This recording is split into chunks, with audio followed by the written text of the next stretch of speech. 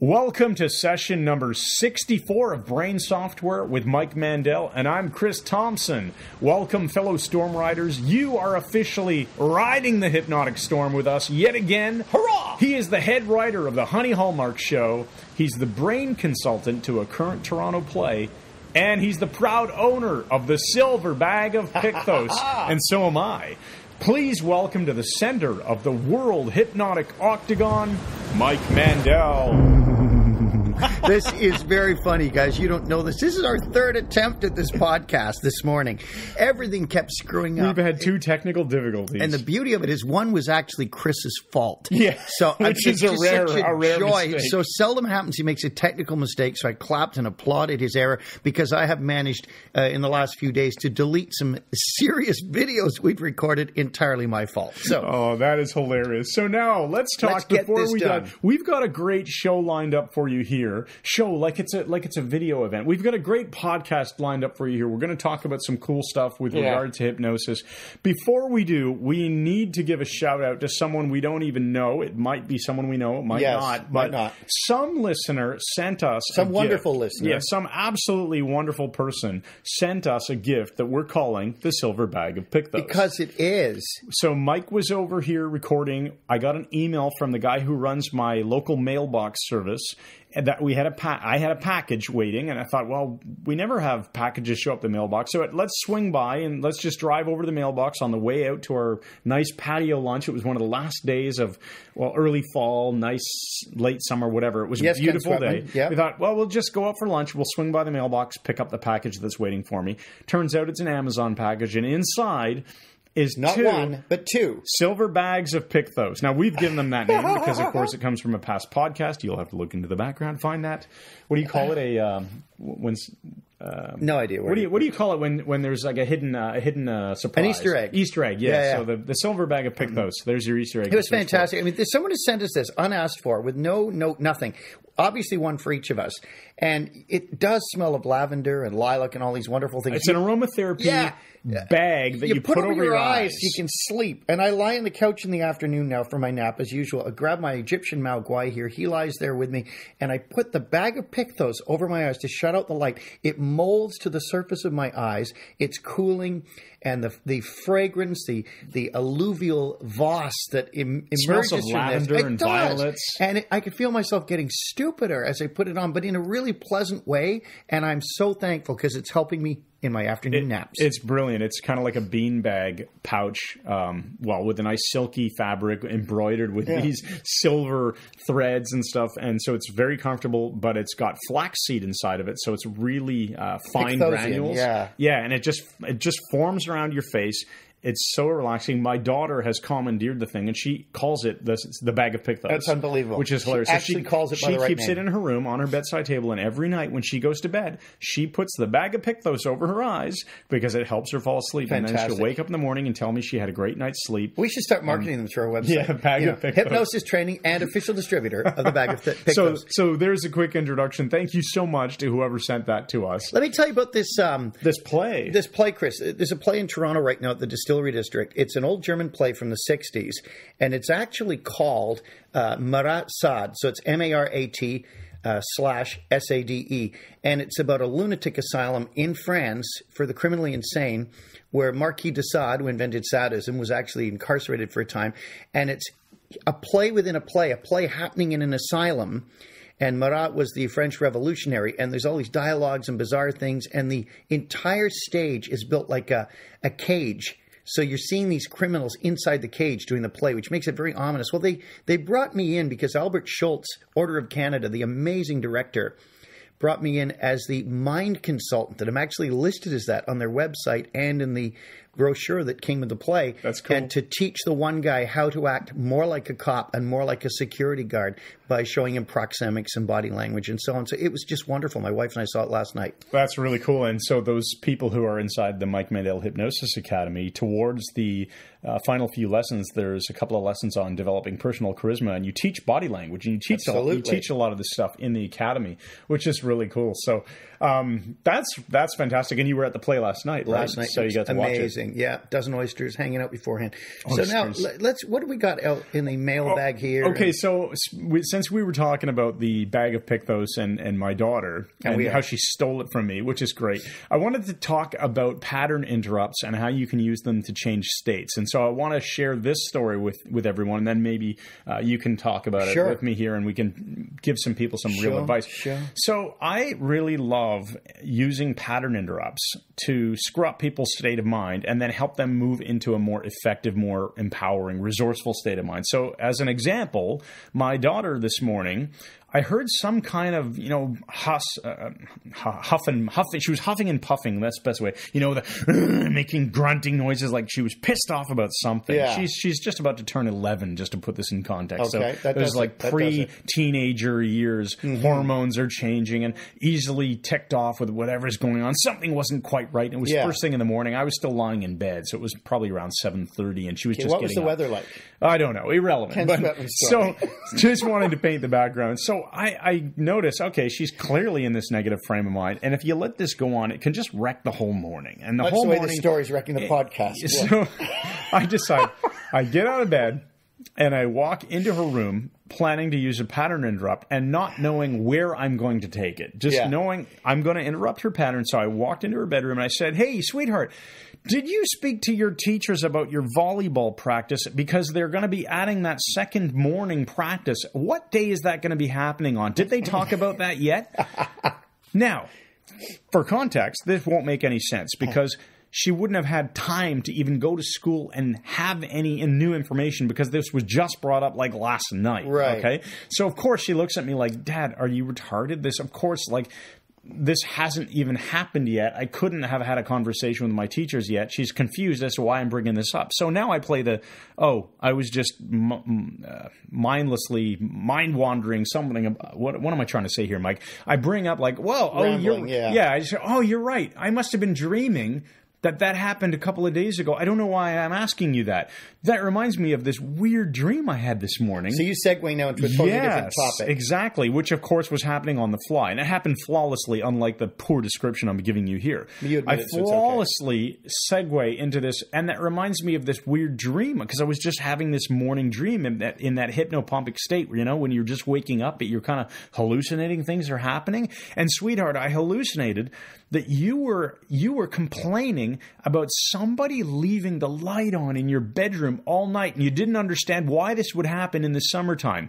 And it's not even summertime, it's fall. So it took me a few moments to realize I was just lying there in bed, and I was dreaming, and that had not actually happened. And I was so glad to realize I was just lying in bed, because then I could wait for the embedded command, just chill out, because it's the morning, and it's nice to chill out in the morning. You're embedding all these things directly at her, So she's now completely forgotten about whatever it is she was huffing and puffing about. I've interrupted her pattern. I've segued into a conversation about a weird dream that I had that involved her, which was an intrigue ping for her, right? And it only took 40 minutes to explain it. So this has been podcast number... Thank you, everybody. Thank you for listening. No, but it is nice. It is nice, the segue, how you took her from this bizarre pattern interrupt that was all data, all left brain, and then segued it into this dream you had, which, of course, there's no logical connection. I can just imagine her attempting to follow you. Right. And then it's just all gone. It's gone. And the dream was about her. The whole situation was about her, which held her interest. Keeps her involvement, Right.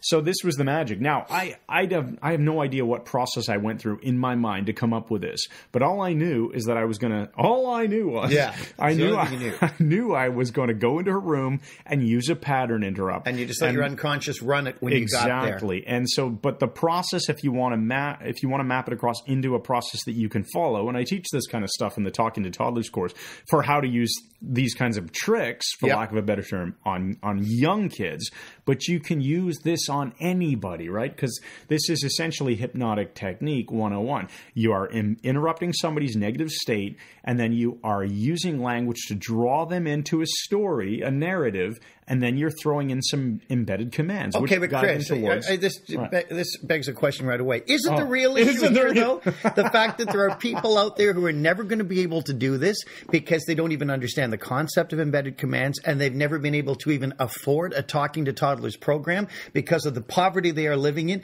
And my question to you is, what are you prepared to do today to give your product free to the entire planet to help people understand the very metaphor that you're teaching? What are you going to do? I think that I should probably give it free to more people. And there are people in the world who don't even have internet connections. And there are companies like Facebook who've got internet.org set up to give free access to the internet. And since we're talking about free access to things, Mike, isn't the real issue here that the Mike Mandel Hypnosis Academy, which is life-changing hypnosis training, is too darn expensive for a lot of people? And my question for you is, what are you prepared to do to give away the entire thing to the whole world? Nothing more. No. Nice comeback. We should actually issue a challenge here. If somebody wants to send us in an example of like an audio, record a good example of using the isn't the real issue trick. I did this over thing. Yeah, they send it a good one. We'll play and we will make sure you get something useful in return. We'll certainly put you out there to the world anyway. We have listeners all around the world. I use the isn't that the real issue pattern at Thanksgiving dinner with a guy, and he just loved it. Yeah. But let's get back to pattern interrupts, Chris, because I wanted to share one with you I don't think I've ever mentioned to you, which is one of my favorites. I call it the psychedelic ending. Okay. The psychedelic ending goes back to when I was in high school. And this would be circa 1971. And I had a bunch of friends who were sort of the intelligentsia of the school, meaning they were the guys who just laid around all day and dropped acid and stuff, pushed Paisleys out of their way when they were walking. Nice. But they were funny guys and smart guys and listened to a lot of prog rock like Gentle Giant and Vandergraaf Generator and bands you've never heard of. Notice this is quickly becoming a Ken Sweatman story. It sure is. So anyway, let me back up. So we're at this party one day. Right, thanks. We're at a party one day, and one of the guys, another Mike, we'll call him Mike Gray. Only because that was his name. You, isn't it? No, it wasn't me. I just suddenly turned around and I said, "Where's Mike Gray?" And Larry said, "Oh, he's just done one of his psychedelic endings." I said, "What's that?" He said, "Oh, when he's had enough of everybody's company, he just leaves without saying goodbye." And it really kind of freaked me out, just the genius of it. It's a pattern interrupt that's sort of a negative one. You're not doing something. Yeah. And so I started using this when I was teaching Ericksonian hypnosis for Derek Balmer in the old days at University of Toronto. Yeah. I would tell my final metaphor, and as I was telling on the last day of the class, I'd start walking towards the door, putting my coat on, and I'd say the last words of the metaphor, and then just leave the building and go home. And weren't the last words of the metaphor something about leaving? He put on his coat and he walked out the door and he just left. And I did. And I thought it was freaking brilliant. And then Derek Balmer called me a bloody idiot or something. He said, "What are you doing, you bloody idiot? You're leaving everybody shocked and not knowing what's going on." I said, "I thought it was brilliant." He said, "Well, maybe that." He said, "But nobody knows what you're doing." Funny for you, yeah. Hilarious for me. You want to freak people out, do the psychedelic ending. If you're out for dinner together and the other person's paying, don't say thanks, don't say anything. Just get up, let them think you're going towards the washroom, or actually go there, and then just leave the restaurant. It's so funny. Funny for you, yeah. That's really. I don't have the heart to do it. It just seems okay. If you don't have the heart to do that one, you know which one you should bring back? You bugger. Okay, so he's coughed on his neck. It's too bad that this is not a video, or you would have been able to witness it. So the fake coughing on actually it's not even fake. No, it's actually coughing. You actually are coughing. But the funnier one to me is when you come out of the washroom, you've just washed your hands. And your hands at least wet them, yeah. You've faked having to go to the bathroom because you just wanted to go to the bathroom and put a bit of water on your hands, so that when you come out, you pretend to sneeze and you flick, you achoo, and you flick the water on somebody onto the person's neck. Now you don't want to do it to their face, so they'll the back of their neck is hilarious. Exactly, you do it from behind. Well, that was actually the original joke I did for years, especially if someone's eating, and then you evolved it into the actually coughing, gripping them spasmodically and coughing on the back of their neck. Oh man, it's funny stuff. Okay. What's this to do with hypnosis? So this is all brain software and useful stuff, isn't it? Let's talk about hypnosis. So the very first thing while we segue into the topic of hypnosis, I want to publicly congratulate Steve, who sent us Australia. an email. Yes. In the Outback, man. And he sent us a video, a testimonial of 2 hotel operators where he had just done, I assume, his very first stage hypnosis show. And they were blown away. He rocked. And they were saying, wow, this was just amazing. It was mind-boggling. He did such a great job. So he credited Mike. He said, "I want to thank you, Mike, for giving me the guts to go out and do this." this. Bless you, Stephen. And this is just the beginning. That's great work, man. Great work. It takes guts to make a big career change and do things like that. And the guy's done it. So awesome. Well done. And you will never regret it. A life doing hypnosis is absolutely fulfilling and hilarious. Yeah. Now, okay, let's talk about hypnosis. So I have been enjoying, ever since we got back from Vegas, and I picked up a copy of Dave Ellman's book in hardcover, bought it from Larry Ellman and Cheryl Ellman, his son and daughter-in-law. The book, Hypnotherapy. The green cover is simply called Hypnotherapy. Wonderful book written by Dave Ellman. Introduction by Gil Should I say that again? It's written by Dave Ellman. Well, why not, Chris? You're repeating everything else. So I'm reading the chapter on waking hypnosis. Right. And so Dave Ellman's talking about things like, let's say you're a doctor and you need to anesthetize somebody and you don't have time. The pretext of this or the context is you need to be able to do hypnosis very rapidly. So if you can formally have somebody go through a trance and get anesthetized, and when he says go through a formal trance, he's talking like 2 minutes. Kind of thing, right? Like you're getting somebody into a deep state of hypnosis very, very quickly so that you can put sutures in them or whatever it is if they can't tolerate the drugs. So in this case, let's say you don't have time or the context is not appropriate to offer formal hypnosis. So you can, for lack of a better term, I've said it already on this podcast, kind of trick them and just say, well, I've got this new preparation that just came in from Vienna, and it's this like lotion or gel or something that you spread on some sort of topical anesthetic. Topical, and then so you spread essentially like petroleum jelly, because it's not actually a compound of any kind. Right. And you speak in a very congruent and confident manner that, in just a moment, you're going to feel the numbness spreading throughout that limb. And then, of course, presupposing now, has the numbness already set in or is it still setting in or whatever it is? The question is very direct about the numbness now being appropriate. Is it there? And the person will, yes, then it's numb. I can't feel anything now. Okay, I'll be able to now put the stitches in and you'll feel no discomfort whatsoever. Again, not using painted words like pain. Right. You're not going to feel all that horrible pain. Dave Ellman was very careful to teach people there will be no discomfort whatsoever. You'll be completely fine, and then everything works. And he would describe this as waking hypnosis, and he talked about it. I think he even uses the word placebo in there. Okay.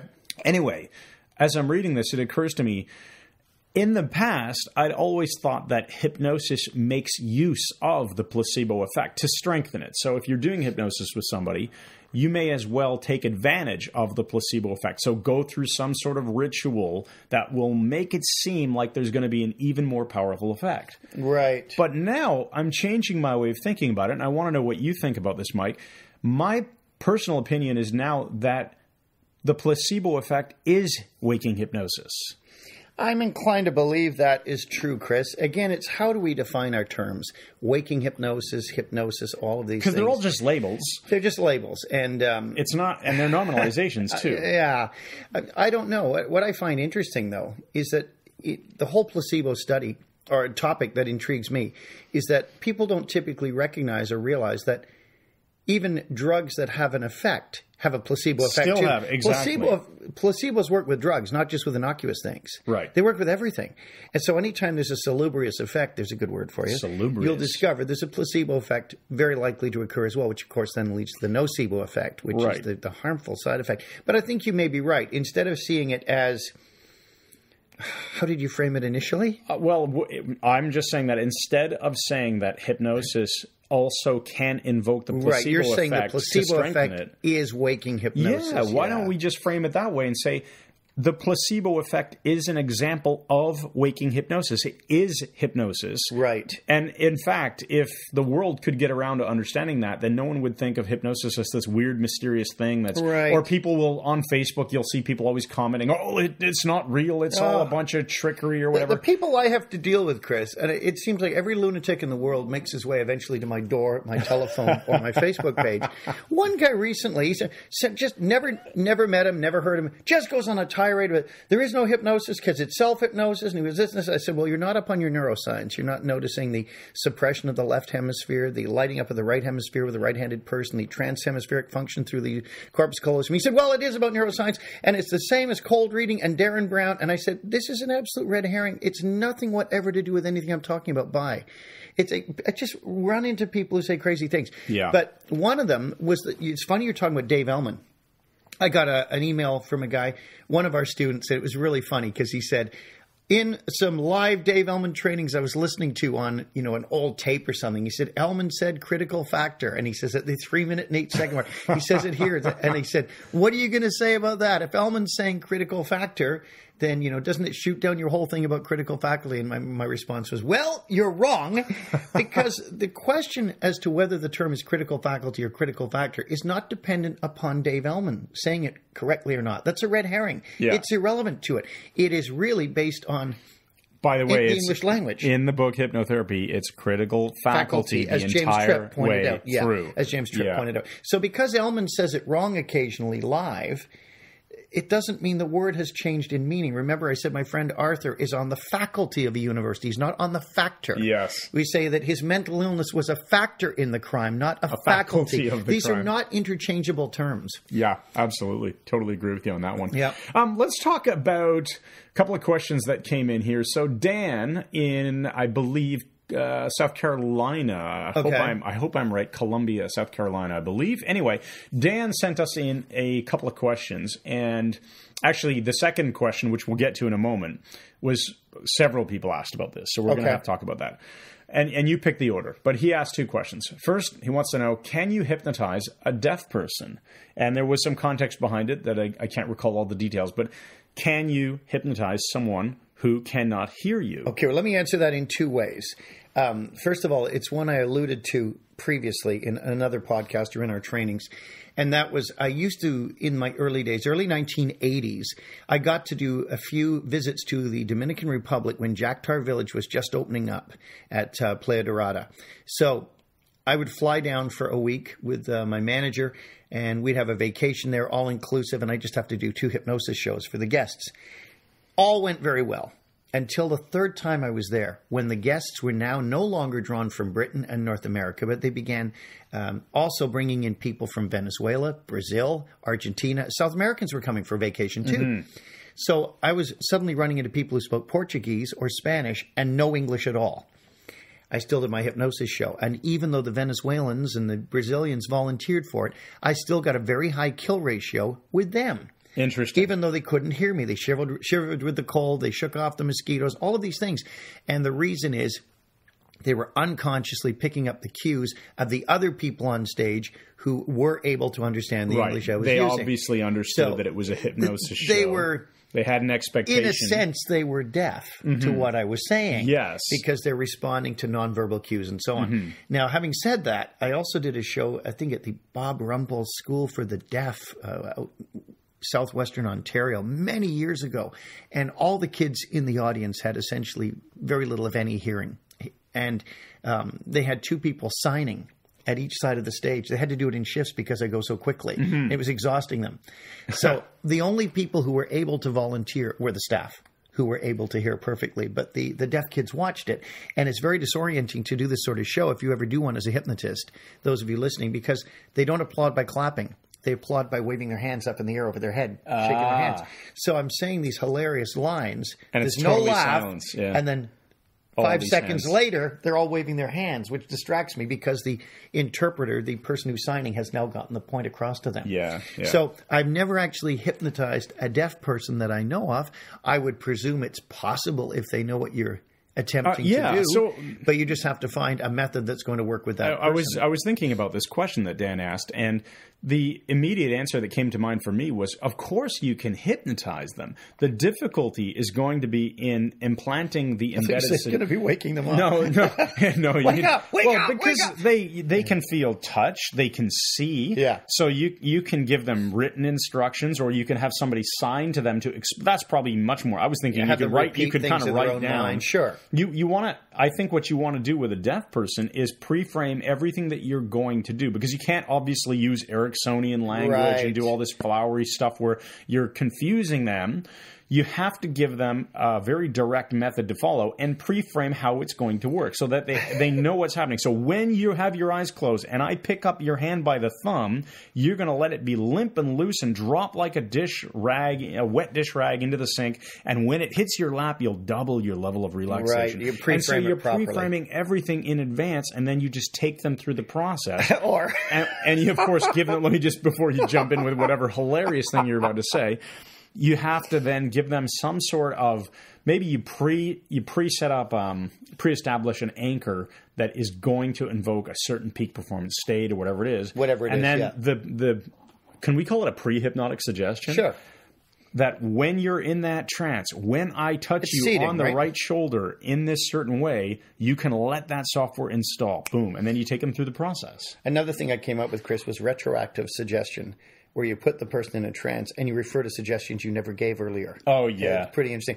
I started laughing because I was thinking, well, you could always do the induction that Igor did at Hypnothoughts when he was in the middle of his seminar. Oh, it just started and he suddenly went frozen and his neck went all weird and his eyes were bugging out. He started to lean forward to put the person in trance. I honestly thought he was having a stroke. I was going to jump up and pound his chest and restart his heart or something, or neck crank. I thought, what the hell's going on here? But it was just a hypnotic induction. Yeah. It was, hey, we got to get to this Florida point because we're running out of time here. So the second question that Dan sent in and several others, what is going on with this situation in Florida? So the background is that there's a high school, it was a high school, I think. Principal. A high school principal in Florida. Now, the principal must have had some sort of hypnosis training, and all the students knew. If I'm not mistaken, I think he studied with Omni Hypnosis. Maybe. And so he was a hypnotist? Yeah. Probably. Let's assume he was trained. Let's assume he was even a skilled hypnotist. Yeah. And the students knew and were appreciative and would go to him for sports or whatever kind of sessions, sure. Right? So he would do hypnotic work with the students, and it turns out that two of them committed suicide and one died in a car crash. One of them died in a car crash. And so now the school media's board, all over this. He lost his job, and the insurance company's going to pay $200,000 to each family. How have they proven that hypnosis was the cause here? Now, I will say he was out of his element doing hypnosis with the students in his school. He shouldn't have been doing that. Absolutely agree. Especially not without the parents' permission, whatever the qualifications are necessary in Florida. Anyway, and apparently he was working on pain. So, for example, if an athlete had pain from some sort of sport, you can't do that without a doctor's recommendation. So there were probably some elements here where he was doing things he shouldn't have been doing, but out that of doesn't his area, make them dangerous. Right. But that, in no way means that he somehow caused this. Mm-hmm. This is nonsensical. And as one of our students, who was a police captain, told us, he said this was all settled out of court. He said the lawyers would have just gotten involved. The lawyers for the insurance company would say, "Oh, who needs to be paying hundreds of thousands in legal fees to shut this down?" And so it just all went crazy. The guy lost his job. They paid $200,000 to each group, which is a ridiculous thing to do. Yeah. And although I feel sorry for the parents who lost these kids, absolutely, that's not in question here. But to then tie that in with hypnosis, how do you know it wasn't that they were all writing with big pens that morning? Mm-hmm. This cause and effect relationship is absolutely ridiculous. I feel sorry for this guy and the parents, but to tie it all to hypnosis seems like a real stretch. I'm so glad you made the big pens joke, because I was thinking the exact same thing. Well, this boy apparently who was driving a car and he got into a car accident, and apparently he had a weird look on his face just before he crashed. Yeah, so weird looks cause clearly. This principal had taught him how to go into self-hypnosis, and so that's what he was doing, which is why he had the car crash and why he died. Give me a break. Well, maybe, it was the radio station he was listening to. Maybe they all went to Mass the previous week, so they should be suing the Catholic Church. Who knows what it was? There's absolutely no way to... It's just it sounds like an unfortunate Remember situation. Years ago, someone attempted to sue Paul McKenna in England, I think, and it was him, I'm pretty sure, and said that they had become schizophrenic having been on stage for one of his hypnosis shows. And the judge wisely said, there is nothing to this at all. It was all thrown out. It was just somebody out for a cash grab, and who knows, man. I'm not saying this was a cash grab. I'm simply saying I find the connection with hypnosis and what happened to these kids, which was tragic, I find it to be very tenuous. Well, I need to see something that we proves that. know that most people are quite ignorant about the topic of hypnosis. So, Well, of Chris, course, those who aren't listening carry to that this further podcast, and say most hypnotists are ignorant about the topic. yeah, and we can get into that in a minute if you want to. No time. We'll run out of time. But most people are ignorant about hypnosis. Yeah. So if you are an average parent and your child has committed suicide or had a car accident and died, something, and when these are horrible. I'm a parent. That would be absolutely devastating.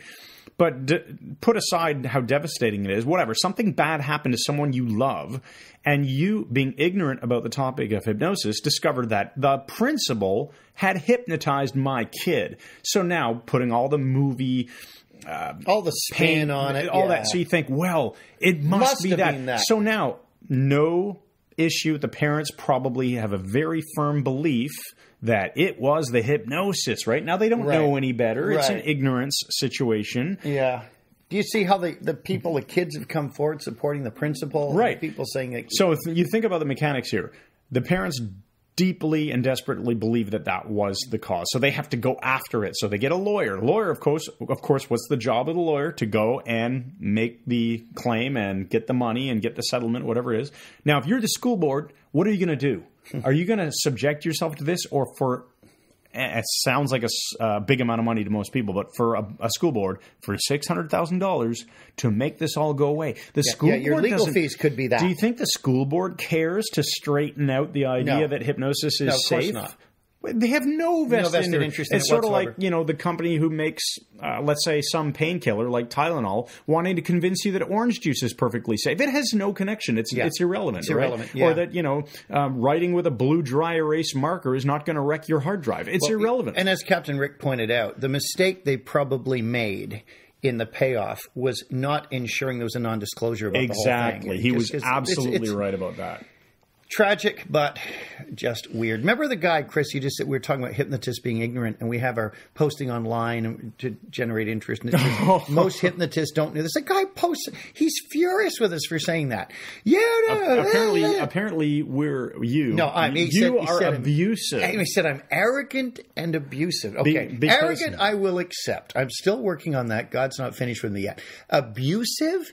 I said the problem with this is now, due to people like Oprah Winfrey, abuse has become someone looks at you the wrong way. Yeah, and doesn't give you an ice cream cone when you want one. They're abusing you now. And the sad thing about this is it has removed the real meaning of the word, so that people who are going through genuine abuse, it puts it all in the same category. Oh, yeah, which is horrible, horrible, horrible. So we need to talk about this just a little bit, and then we'll get to the end of the podcast, because this ties in so well with the idea of the logic, the teachings that you offer around making sure you're clear with your language, that you keep the argument centered, or the debate centered on what the actual issue is. So this gentleman, who I guess lives in Montreal, Canada, and he made the statement, well, because we actually wrote something to the effect of, most hypnotists don't know X and Y and Z, these three things, which is part of a blog post. And so he said, well, have you met every single hypnotist in the world to be able to make such a claim? Misunderstanding majority for all. Right. So I accused him of just twisting it around in his mind and changing our words to all hypnotists. Yeah. And he came back and then said, well, no.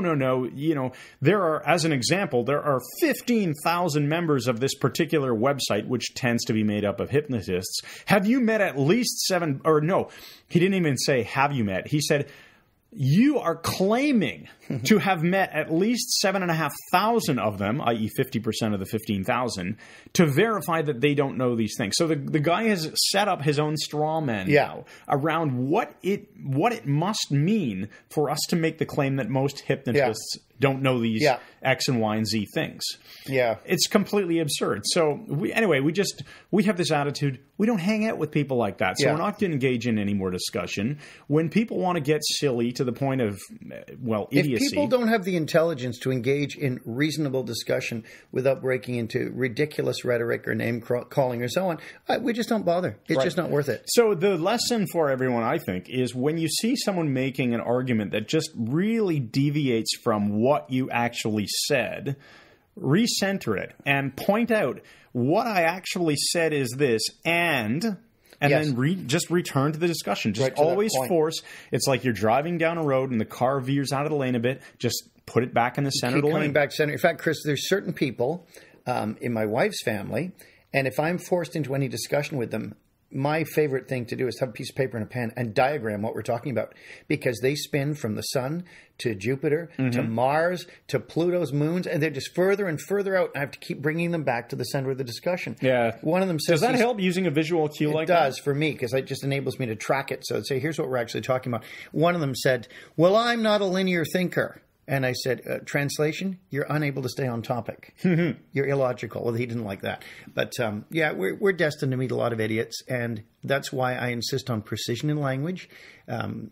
You cannot have logic without language. And it's incumbent upon us who speak English, which is arguably the richest language in the world, where you can say more things with more shades of meaning than in any other language, to use these remarkable tools rather than make everything mean everything.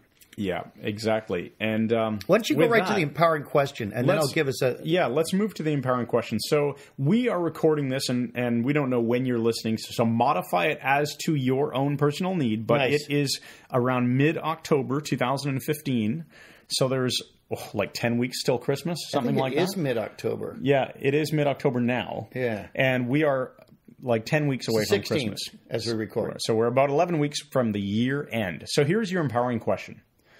What vital task are you going to complete before the end of this year?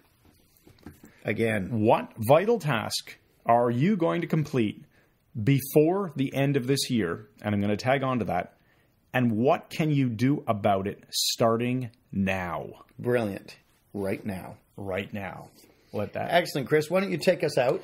All right, so that's it for podcast number 64, Brain Software with Mike Mandel, and I'm Chris Thompson. We, as always, are interested in your ideas, what you'd like to talk about. We want to include more audio from our listeners. So if you want to have a question included in audio format, your voice on our podcast, head to head to SpeakPipe. So speak as in speaking, pipe as in a pipe that carries fluids, .com/hypnosis.